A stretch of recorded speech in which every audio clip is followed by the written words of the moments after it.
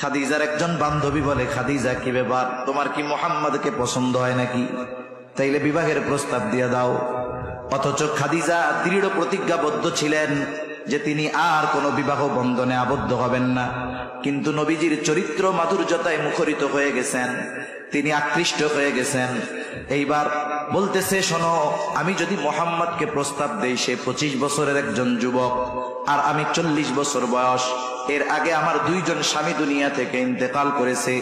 আমি যদি প্রস্তাব দেই আর মুহাম্মদ যদি আমার প্রস্তাব ফিরিয়ে দেয়, আমি লজ্জা পাবো। এবার বান্ধবী বলতেছে, তাহলে প্রস্তাবটা আমি দিয়ে দেই। খাদিজা বলে, দিতে পারো, তবে আমার পক্ষ থেকে যে প্রস্তাব দিচ্ছ বিষয়টা জানি গোপন থাকে, যদি ফিরায় দেয় আমি লজ্জা পেয়ে যাব। এইবার ওই বান্ধবী নবীজির কাছে গেছে, গিয়ে বলে, মুহাম্মদ কি ব্যাপার, বয়স তো কম হলো না, বিবাহ শাদী করবা না? নবীজি বলতেছে, আমি বিবাহ করব কেমনে, আমার তো কোনো টাকা পয়সা নাই, খরচ চালানোর তৌফিক নাই। এবার বলতেছে, যদি এমন কেউ তোমার সাথে বিবাহ বন্ধনে আবদ্ধ হতে রাজি হয় যে সমস্ত খরচ চালায়া দিবে, তোমার কোনো খরচ লাগবে না, তাহলে তুমি রাজি আছো নাকি? নবীজি এবার বললেন, আমার অভিভাবক আছে চাচা আবু তালেব, তার সাথে বিষয়টা আলোচনা করো। এইবার আবু তালেবের সাথে আলোচনা করা হলো। লম্বা ইতিহাস। আবু তালেবের খুতবায় খাদিজাতুল কুবরা রাদিয়াল্লাহু তাআলা আনহার সাথে নবীজির বিবাহ সম্পাদিত হয়ে গেল।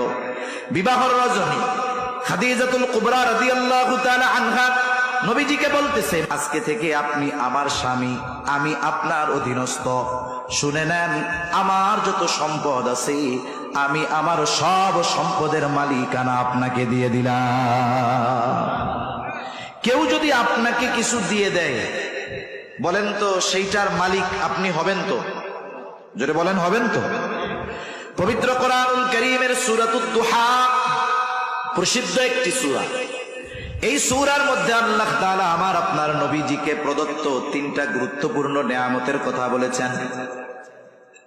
শানে নুজুল সহ পেছনের কথা বলতে গেলে লম্বা সময় লেগে যাবে, শুধুমাত্র নেয়ামতগুলোর কথা বলি।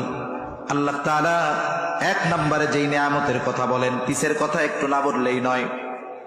নবীজির কাছে কিছুদিন ওহী আসা বন্ধ ছিল, অসুস্থতার কারণে বা অন্য কোনো কারণে।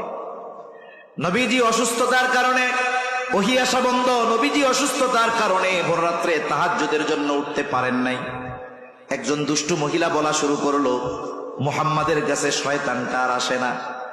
মানে জিবরাইল আলাইহিস সালামের কথা বলতেছে, বলে মুহাম্মাদের রব মুহাম্মাদকে ছেড়ে দিয়েছে, ত্যাগ করেছে।